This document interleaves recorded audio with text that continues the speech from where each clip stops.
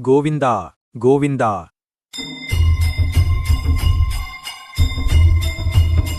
శ్రీ వెంకటేశ్వరస్వామి తిరుమల వెంకన్న తన భక్తుల పట్ల చూపిన మహత్యాన్ని తెలియజేసే ఒక చిన్న కథ. శ్రీ వెంకటేశ్వరస్వామి మహత్యం భక్తదాసుని కథ. అనగనగా ఒకప్పుడు తిరుపతికి దగ్గరలో ఉన్న ఒక చిన్న గ్రామంలో దాసుడనే నిరుపేద భక్తుడు ఉండేవాడు. అతడు నిత్యం కాయకష్టం చేసి జీవంచేవాడు. దాసుడికి శ్రీ వెంకటేశ్వరస్వామి అంటే అపారమైన భక్తి. ప్రతిరోజూ ఉదయాన్నే లేచి కొండవైపు చూస్తూ గోవిందా గోవిందా అని తలచుకుని తన పని మొదలుపెట్టేవాడు. దాసుడికి ఒక పెద్ద కోరిక ఉండేది. కనీసం జీవితంలో ఒక్కసారైనా స్వామివారికి బంగారు కిరీటం సమర్పించాలని. కాని రోజు గడిస్తేనీ కాని పూటగడవని అతని పరిస్థితిలో అది అసాధ్యమైన కోరిక.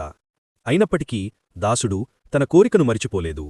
ప్రతిరోజూ తన సంపాదనలోంచి ఒక చిన్న నాణెం తీసి దేవుడి కిరీటం కోసం దాచేవాడు. ఆ కల నెరవేరే వరకు